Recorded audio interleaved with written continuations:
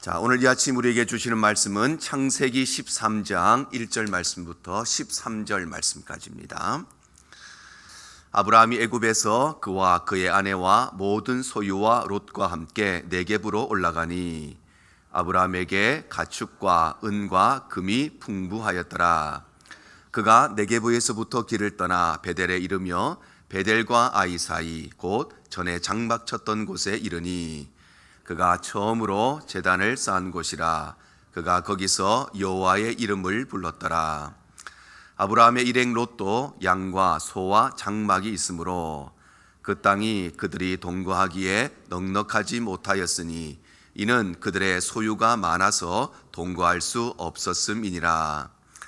그러므로 아브라함의 가축의 목자와 롯의 가축의 목자가 서로 다투고 또 가나안 사람과 브리스 사람도 그 땅에 거주하였는지라. 아브라함이 롯에게 이르되 우리는 한 친족이라 나나 너나 내 목자나 내 목자나 서로 다투게 하지 말자. 내 앞에 온 땅이 있지 아니하냐. 나를 떠나가라. 내가 좌하면 나는 우하고 내가 우하면 나는 좌하리라. 이에 롯이 눈을 들어 요단 지역을 바라본즉 수알까지 온 땅에 물이 넉넉하니 여호와께서 소돔과 고모라를 멸하시기 전이었으므로 여호와의 동산 같고 애굽 땅과 같았더라. 그러므로 롯이 요단 온 지역을 택하고 동으로 옮기니 그들이 서로 떠난지라. 아브라함은 가나안 땅에 거주하였고 롯은 그 지역의 도시들에 머무르며 그 장막을 옮겨 소돔까지 이르렀더라. 함께 읽습니다. 소돔 사람은 여호와 앞에 악하며 큰 죄인이었더라. 아멘.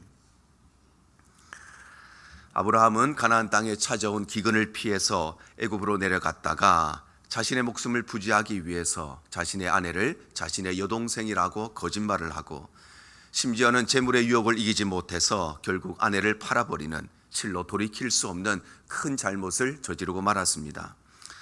그런데 이러한 아브라함의 잘못은 단순한 잘못으로 끝난 것이 아니라 그의 잘못은 세 가지의 매우 큰 파장을 남기게 됩니다.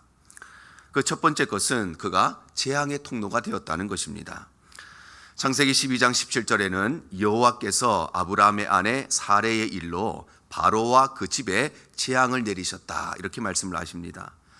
바로 하나님께서는 바로가 이 아브라함의 아내 사레를 취한 일로 인하여서 그와 그의 집에 큰 재앙을 내리셨다는 것입니다. 그런데 사실 바로가 이 사라를 취하게 된 것은 아브라함이 자신의 아내를 자신의 여동생이라고 거짓말을 했기 때문이었습니다. 만약에 아브라함이 거짓말을 하지 않았더라면, 그래서 아브라함이 자신의 아내를 자신의 아내라고 그렇게 솔직하게 밝혔더라면 어쩌면 바로도 이 사라를 취하지 않았을 것입니다. 그런데 아브라함은 자신의 아내를 자신의 여동생이라고 거짓말을 했고 바로는 그 거짓말에 넘어가서 이 모든 일들이 벌어졌기 때문에 엄밀한 의미에서 바로는 피해자와 같은 사람이었습니다. 그런데 그럼에도 불구하고 하나님께서는 이 모든 사단이 벌어지게 한 아브라함에게 재앙을 내리신 것이 아니라 하나님은 오히려 피해자라고 할 수 있는 바로의 집에 재앙을 내리셨다는 것입니다. 이처럼 하나님께서는 아브라함의 복의 근원으로 부르시고 그를 세상의 축복의 통로로 부르셨는데 오히려 그의 삶은 다른 세상으로 말미암아 재앙을 받게 하는 재앙의 통로가 되고 저주의 통로가 되고 고통의 통로가 되어버렸던 것입니다. 그런가 하면 두 번째 파장은 그가 세상으로부터 책망받는 사람이 되고 말았다는 것입니다. 창세기 12장 18절과 19절 상반절이 기록을 합니다. 바로가 아브라함을 불러서 이르되 네가 어찌하여 나에게 이렇게 행하였느냐? 네가 어찌하여 그를 내 아내라고 내게 말하지 아니하였느냐? 네가 어찌 그를 누이라 하여 내가 그를 데려다가 아내를 삼게 하였느냐? 바로 아브라함은 자신의 거짓된 삶, 거짓된 말로 인하여서 바로에게 책망을 받고 질책을 받았던 것입니다. 하나님께서는 아브라함을 세상의 빛으로 부르셨습니다. 세상의 소금으로 부르셨습니다. 그런데 아브라함은 어두운 이 세상을 밝히는 빛의 사명을 감당하고 썩어져가는 이 세상을 썩지 않게 만드는 소금의 사명을 감당해서 믿지 않은 세상으로부터 칭찬을 받은 것이 아니라 오히려 세상으로부터 책망을 받고 세상으로부터 질책을 받고 세상으로부터 손가락질을 당하고 말았던 것입니다. 그러나 무엇보다도 그의 삶에 가장 큰 파장이 남았으니 그것은 바로 자신의 아내에게 평생 씻을 수 없는 상처를 주고 말았다는 것입니다. 아브라함은 자신의 목숨을 부지하기 위해서 자신의 아내를 자신의 여동생이라고 거짓말을 했을 뿐만 아니라 자신의 아내에게도 똑같은 거짓말을 시켰습니다. 또한 아브라함은 바로가 자신의 아내를 궁으로 데려갈 때에도 혹여 자신의 목숨을 잃게 될까 봐 끝까지 사실을 사실대로 밝히지 못했습니다. 아내가 눈물을 흘리며 끌려가는 모습을 보고서도 그 사람은 사실 내 여동생이 아니라 내 아내라고 끝까지 밝히지를 못했던 것입니다. 뿐만 아니라 심지어 아브라함은 어쩔 수 없이 아내를 빼앗긴 것이 아니라 재물의 유혹에 눈이 멀어서 그래서 엄청난 재물을 받고 아내를 팔아버리고 만 것입니다. 그러니 이 모든 일들이 아내인 사라에게는 얼마나 큰 상처가 되었겠습니까? 사랑하는 아내를 위해서 남편이 자기 목숨을 버려도 부족한데 오히려 자기 목숨을 지키기 위해서 거짓말을 하고 아내에게도 똑같이 거짓말을 하라고 시키는 이 남편의 모습을 바라보면서 과연 사라의 마음은 어떠했겠습니까? 자신은 바로의 궁으로 눈물 가운데 끌려가는데 그런데도 아무 말을 하지 않고 아무 조치를 취하지 않고 끝까지 사실을 사실대로 밝히지 못하고 있는 이 못난 남편을 바라보면서 과연 사라의 마음은 어떠한 마음을 갖게 되었겠습니까? 심지어 이후에 자신이 팔려간 대가로 남편은 엄청난 재물을 받았다는 사실을 이 사라가 알게 되었을 때에 과연 이 사라의 마음은 어떠했겠습니까? 여자는 남자보다 몸과 마음이 더 연약한 존재지요. 그래서 여자들은 결혼을 준비할 때, 또 임신했을 때, 특별히 출산했을 때 남편한테 조금만 섭섭한 것이 있어도 그때 섭섭한 것은 평생을 가는 법인데, 그런데 아브라함은 그와는 비교할 수 없는 엄청난 잘못을 저질렀으니 과연 사라의 마음이 어떠했겠습니까? 아마도 사라는 여자로서는 도저히 감당할 수 없는 극심한 수치심을 느끼고 이제 더 이상 살고 싶지 않는 깊은 절망과 엄청난 고통을 받게 되었을 것입니다. 이처럼 아브라함의 잘못은 단순한 실수가 아니었기 때문에 이것은 단순한 잘못으로 끝난 것이 아니라 그런 일로 인하여서 축복의 통로가 아니라 저주의 통로가 되어버리고 세상으로부터 칭찬을 받은 것이 아니라 믿지 않는 세상으로부터 손가락질을 당하고 말았고, 그리고 무엇보다도 그는 사라에게 평생 씻을 수가 없는 엄청난 상처를 남기고 말았던 것입니다. 그런데 그럼에도 불구하고 하나님께서는 이런 큰 잘못을 범한 아브라함에게 이 모든 잘못을 다시 만회할 수 있는 새로운 기회를 허락해 주시는데, 그렇다면 이 새로운 기회를 붙잡기 위해서 어떻게 해야 되는가? 먼저 새로운 기회를 붙잡기 위해서는 예배의 삶을 회복해야 됩니다. 아브라함은 가나안 땅에 찾아온 극심한 기근을 피해서 애굽으로 내려갔다가 그곳에서 평생 돌이킬 수가 없는 일생일대의 큰 잘못을 저지르게 되지만, 그러나 하나님께서 일에 직접적으로 개입하셔서 최악의 상황만은 모면하게 되지요. 창세기 12장 17절입니다. 여호와께서 아브라함의 아내 사레의 일로 바로와 그 집에 큰 재앙을 내리신지라. 바로 하나님께서는 바로와 그의 집에 큰 재앙을 내리셔서 그래서 최악의 상황만은 모면하게 하셨는데, 하나님께서 이토록 급격하게, 하나님께서 이토록 직접적으로 이 모든 일에 개입하신 이유는 아브라함에게 새로운 기회를 주시기 위함이었습니다. 그래서 아브라함은 자신의 모든 잘못을 만회하기 위해서 하나님께서 주신 이 마지막 기회, 이 절호의 기회, 이 특별한 기회를 굳게 붙잡게 되는데, 그 첫 번째 방법이 무엇이었는가? 바로 예배를 회복하는 것이었습니다. 그래서 오늘 3절과 4절에 이렇게 기록을 합니다. 그가 네게브에서부터 길을 떠나 베델에 이르며 베델과 아이 사이 곧 전에 장막 쳤던 곳에 이르니 그가 처음으로 제단을 쌓은 곳이라. 그가 거기서 여호와의 이름을 불렀더라. 아브라함이 가나안 땅에 돌아온 이후에 가장 먼저, 가장 첫 번째로 한 일이 무엇이었는가? 그것은 바로 그곳에 제단을 쌓고 하나님을 예배함으로써 잃어버린 예배의 삶을 그의 삶에 회복시킨 것이었습니다. 아브라함은 하나님의 부르심을 받고 가나안 땅에 처음 들어왔을 때 가장 먼저 한 것이 바로 제단을 쌓고 하나님을 예배하는 것이었습니다. 그리고 베델 동쪽으로 거처를 옮겼을 때에도 가장 먼저 그런 제단을 쌓고 하나님을 예배했습니다. 그런데 어찌된 일인지 그 이후로 그의 삶에는 예배가 사라져버리고 말았습니다. 그래서 예배가 사라져 버리면서 그는 더 이상 하나님을 바라보는 것이 아니라 그는 세상을 바라보게 되었고, 그래서 하나님께서 주신 가나안 땅을 버리고 애굽으로 내려가는 잘못된 선택을 하게 되고, 자신의 아내를 자신의 여동생이라고 거짓말하는 큰 실수도 범하게 되고, 예배가 그의 삶에 사라지면서 그는 재물의 유혹을 이기지 못하여서 결국에는 아내를 팔아버리는 실로 돌이킬 수 없는 큰 잘못을 범하고 말았던 것입니다.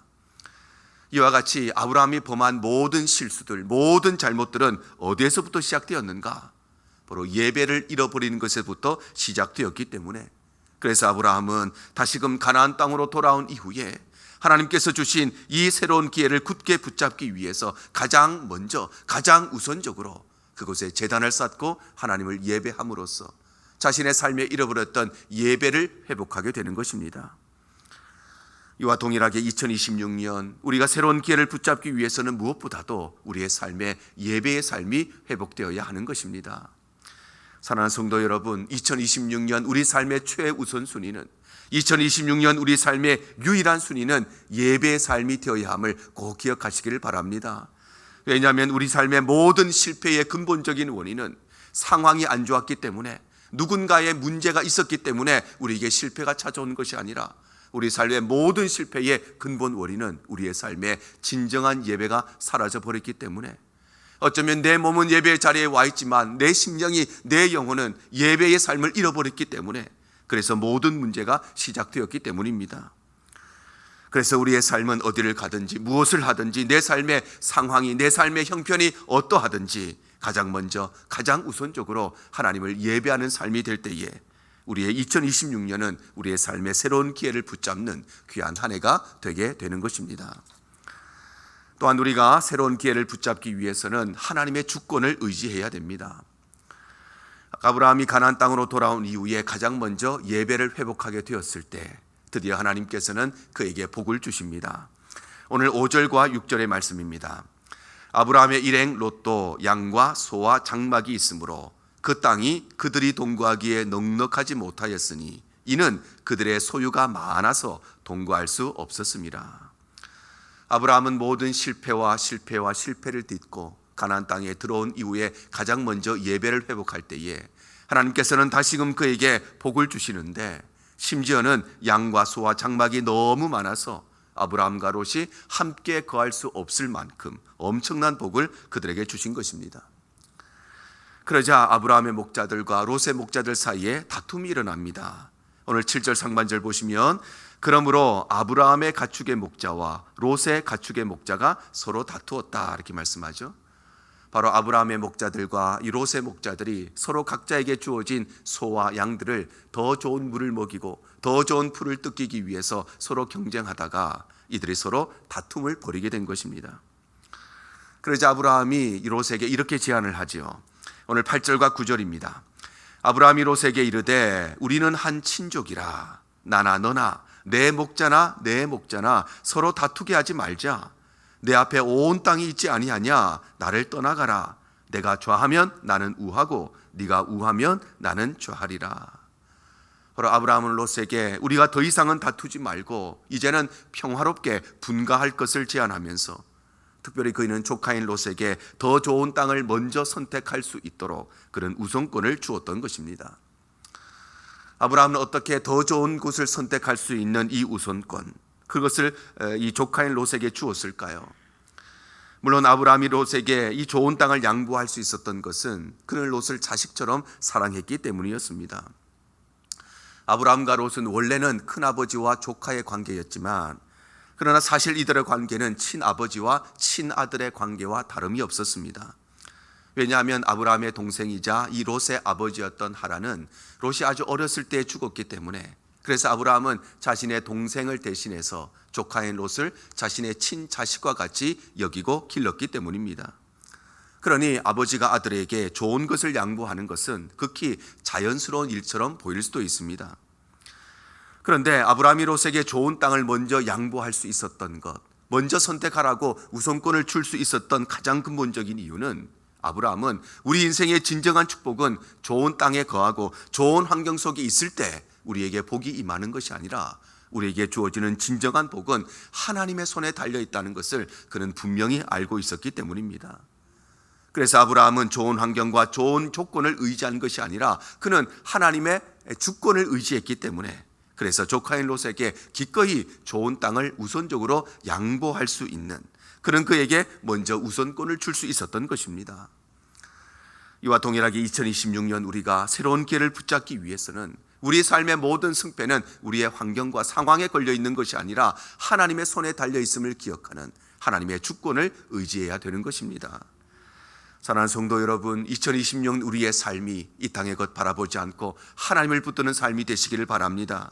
그래서 우리의 삶이 좋은 환경을 바라보고 좋은 조건과 좋은 형편을 소망하는 것이 아니라 하나님이 내 삶의 주권자가 되어주시기를, 하나님이 우리의 가정의 주권자가 되시고 하나님이 우리 교회의 주권자가 되어주시기를, 그래서 우리가 하나님의 주권을 붙드는 2026년의 삶이 되시기를 바랍니다.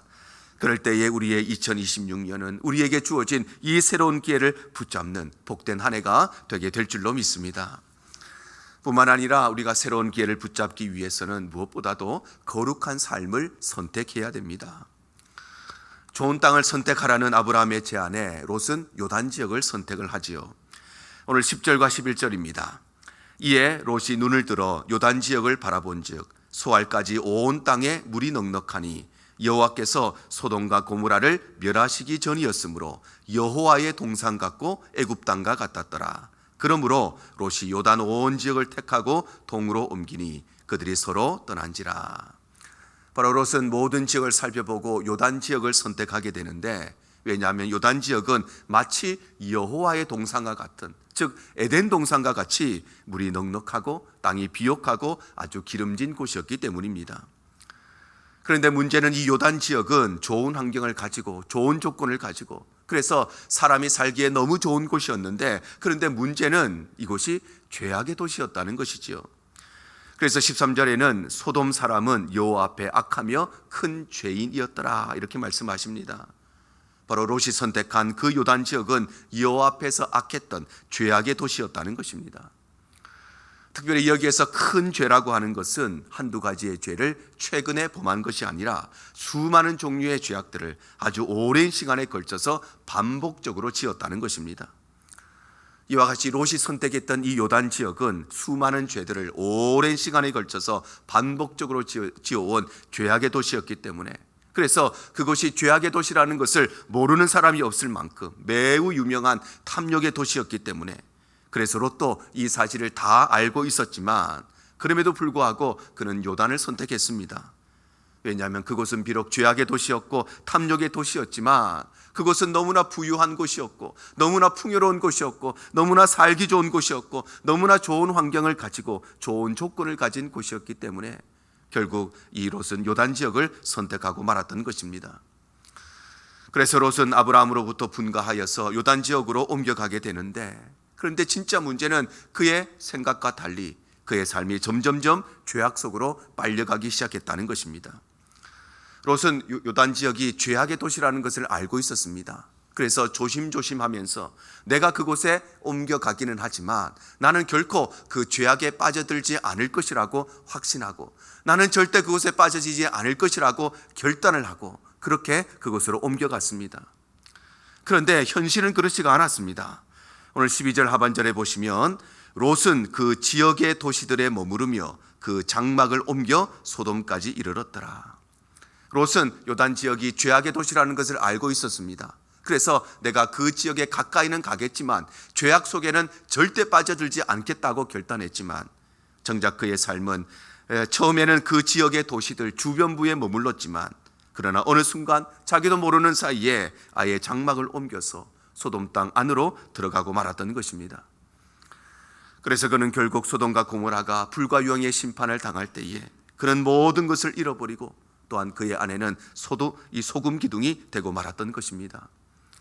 그러므로 2026년 우리가 새로운 기회를 붙잡기 위해서는 우리는 풍요의 삶, 우리는 부유한 삶, 편리한 삶을 선택하는 것이 아니라 우리는 언제나 하나님 앞에 거룩한 삶을 선택해야 되는 것입니다. 사랑하는 성도 여러분, 2026년 우리의 삶이 하나님 앞에서 거룩하고 청결한 삶이 되시기를 바랍니다. 그래서 우리의 삶이 롯과 같이 내 눈에 보기에 좋은 것을 선택하는 삶이 아니라 하나님 앞에 거룩한 것을 선택하는 삶이 되시기를 바랍니다. 좋은 것을 선택하는 것이 아니라, 풍요로운 것을 선택하는 것이 아니라, 부유한 것을 선택하는 것이 아니라, 더 좋은 환경과 더 좋은 조건을 선택하는 것이 아니라 우리의 삶이 하나님을 선택하고, 우리의 삶이 말씀을 선택하고, 우리의 삶이 하나님 앞에 올바름을 선택하는 삶이 되시기를 바랍니다. 그럴 때에 우리의 삶은 하나님께서 주시는 이 새로운 기회를 붙잡는 귀하고 복된 한 해가 되게 될 줄로 믿습니다. 하나님께서는 갈대아 우리에 살고 있던 아브라함을 가나안 땅으로 인도해 오셨습니다. 그런데 갈대아 우르는 가나안 땅보다 더 부유하고 더 풍요롭고 더 발전되고 더 살기 좋은 곳이었습니다. 아브라함이 원래 살고 있던 그 갈대아 우르가 하나님께서 인도하신 그 가나안 땅보다 더 비옥하고 더 기름진 곳이었고, 그곳이 더 좋은 환경과 더 좋은 조건을 가진 곳이었습니다. 그런데 왜 하나님께서는 아브라함을 가나안 땅으로 인도하셨을까요? 그 이유는 다름 아니라 갈대아 우르는 더 좋은 곳이었지만, 그러나 그곳은 하나님을 예배하지 않는 우상 숭배의 도시였기 때문에, 갈대아 우르는 더 비옥하고 더 기름진 곳이었지만 하나님의 주권을 인정하지 않는 죄악의 도시였기 때문에, 갈대아 우르는 이 가나안 땅보다 더 부유하고 더 편리한 곳이고 더 좋은 환경을 가지고 있었지만, 그러나 그곳은 하나님 앞에 거룩하지 않는 탐욕의 도시였기 때문에, 그래서 하나님께서는 갈대아 우르를 떠나게 하시고 가나안 땅으로 이 아브라함을 인도하신 것입니다. 이와 동일하게 하나님께서는 오늘날 우리를 살아가는 저와 여러분에게도 더 풍요하고 더 편리하고 더 좋은 곳으로 우리를 인도하시는 것이 아니라, 그리고 우리가 그런 것을 선택하기를 기대하고 요구하시는 것이 아니라, 하나님은 우리에게 예배의 삶을 요구하시고 하나님의 주권을 붙들고 거룩한 삶을 살아가기를 하나님은 우리에게 기대하고 요구하시는 것입니다. 2026년 한 해를 살아가면서 우리에게도 많은 선택의 순간이 오게 될 것입니다. 부유한 것을 선택할 것인지, 아니면 거룩한 것을 선택할 것인지, 예배의 삶을 선택할 것인지, 이 세상의 것을 선택할 것인지, 우리는 선택의 기로에 설 때마다 하나님께서는 우리에게 무엇을 요구하시는가, 오늘 말씀을 기억하셔서 언제나 예배의 삶을 선택하고, 언제나 하나님의 주권을 선택하고, 언제나 거룩한 삶을 선택하는 삶이 되셔서 2026년 우리에게 주시는 새로운 기회를 붙잡고 이 한 해를 하나님 앞에 거룩한 한 해로 만들어가는 우리 대형의 모든 성도들 되시기를 주님 이름으로 축복합니다.